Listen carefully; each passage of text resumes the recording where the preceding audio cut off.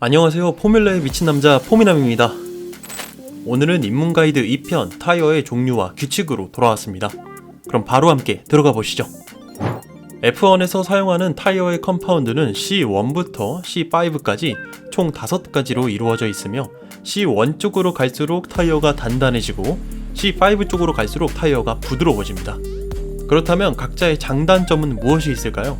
우선 C1 쪽의 단단한 타이어는 상대적으로 마모도가 적고 오랜 랩 동안 주행할 수 있다는 장점이 있지만 빠른 랩타임을 뽑아낼 수 없기 때문에 퀄리파잉용으로는 적절하지 않습니다. 따라서 보통 레이스 타이어나 프랙티스 세션에서 롱런을 할 때 많이 이용하게 됩니다. 반대로 C5 쪽의 부드러운 타이어는 빠른 랩타임을 뽑아낼 수 있으나 상대적으로 마모도가 높고 수명이 적기 때문에 롱런용으로는 적절하지 않습니다. 따라서 보통 퀄리파잉이나 프랙티스 세션에서 숏런을 할 때 많이 이용하게 됩니다. 그렇다고 레이스에서 이용할 수 없는 것은 아닙니다. 전략적으로 레이스에서 사용할 수도 있습니다. 자, 이제 컴파운드 종류에 대해 알아봤으니 다음으로 넘어가도록 하겠습니다. F1을 보신 분들이라면 타이어에 빨간색, 노란색, 하얀색 등 색이 입혀져 있는 것을 한 번쯤은 보셨을 겁니다. 이때 빨간색을 소프트 타이어, 노란색을 미디엄 타이어, 하얀색을 하드 타이어라고 부르고 이 세 가지 타이어를 드라이 타이어라고 합니다. 그리고 이 드라이 타이어는 트랙이 마른 상태일 때 사용합니다. 추가로 비가 올 때 사용하는 초록색의 인터미디어트 타이어와 파란색의 풀 웻 타이어가 있습니다. 그리고 이 두 가지 타이어를 웻 타이어라고 부릅니다. 웻 타이어는 드라이 타이어와 달리 타이어에 홈이 있어 물을 배출하기 쉽기 때문에 인터미디어트 타이어는 약한 비로 인해 트랙이 약간 젖었을 때 사용하고 풀 웻 타이어는 폭우나 트랙에 물이 고여있는 상황에서 많은 양의 물을 배출하고 접지력을 유지하고자 할 때 사용합니다. 이번에는 아까 소개했던 드라이 타이어에 대해 조금 더 자세히 알아보겠습니다. 먼저 드라이 타이어에 있는 소프트, 미디엄, 하드는 어느 한 컴파운드로 정해져 있는 것이 아닙니다. 이해를 돕기 위해 이번 호주 그랑프리에 사용되었던 타이어 컴파운드를 가져와 봤습니다.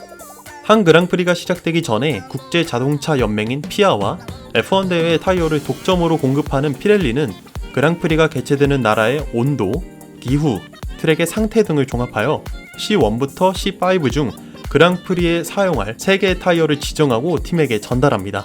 이번에 열렸던 호주 그랑프리에서 선정된 컴파운드를 보면 C3, C4, C5가 선정되었네요. 여기서 상대적으로 가장 부드러운 타이어인 C5가 소프트 타이어가 됩니다. 반대로 가장 단단하고 수명이 긴 C3가 하드 타이어가 되는 것이죠. 그리고 그 사이에 있는 C4가 미디엄 타이어가 됩니다. 혹시나 이해가 안 되신 분들을 위해 이번 1라운드 바레인 그랑프리에서 사용되었던 타이어를 가지고 와봤습니다. 어라? 분명 호주 그랑프리에서는 하드였던 C3가 여기서는 소프트입니다.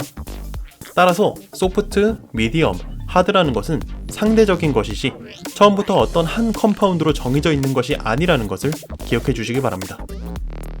다음으로 이 사진을 잘 보시면 퀄리파잉 그리고 레이스에 따라 타이어가 나뉘어져 있는 것을 볼 수 있는데요. 소프트 타이어가 퀄리파잉용으로 표시되어 있는데 이는 퀄리파잉 자체가 빠른 랩타임을 기록하며 좋은 출발 그리드를 선정해야 하기 때문에 가장 빠른 랩타임을 가져올 수 있는 소프트 타이어를 주로 퀄리파잉용으로 표시합니다. 이번엔 레이스 타이어로 표시된 부분을 한번 보겠습니다. 레이스 타이어에는 하드와 미디엄이 표시되어 있는데 레이스에서는 지정된 3종류의 컴파운드 중 적어도 2종류를 반드시 사용해야 하고 그 2종류 중 적어도 하나는 반드시 레이스 컴파운드여야 합니다. 하지만 3종류의 컴파운드 중 2종류가 쓰인다는 규칙에서 무조건 레이스 컴파운드 중 하나를 사용할 수밖에 없기 때문에 두 번째 규칙은 레이스 컴파운드가 2개인 이상 임해 있는 규칙은 아니지만 그래도 이런 규칙이 있다는 걸 알아두시면 좋을 것 같습니다. 추가로 비가 올 때는 한 종류의 타이어만 써도 되고 더 나아가서는 타이어를 바꾸지 않고 완주해도 됩니다. 실제로 2021 시즌 터키 그랑프리에서 에스테반 오콘이 피트스탑을 하지 않고 레이스를 완주한 적도 있습니다. 이로써 타이어의 컴파운드 종류와 색깔 설명 그리고 규칙은 모두 끝났습니다. 그럼 이제는 타이어 반납 규정에 대해서 알아보겠습니다. 각 팀은 프랙티스 세션을 시작하기 전에 피렐리로부터 선정된 타이어를 받습니다.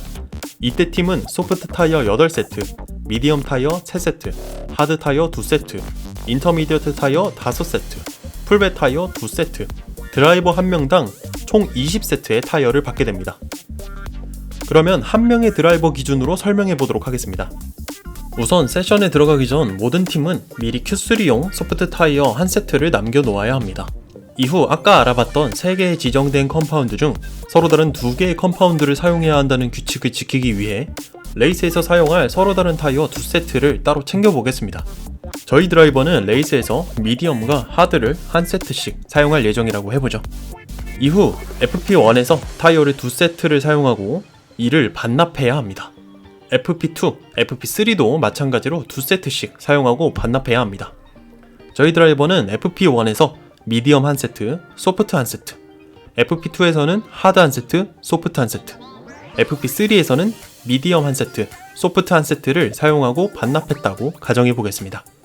그러면 남는 타이어는 소프트 5세트, 미디엄 한 세트, 하드 한 세트로 총 7세트가 남습니다.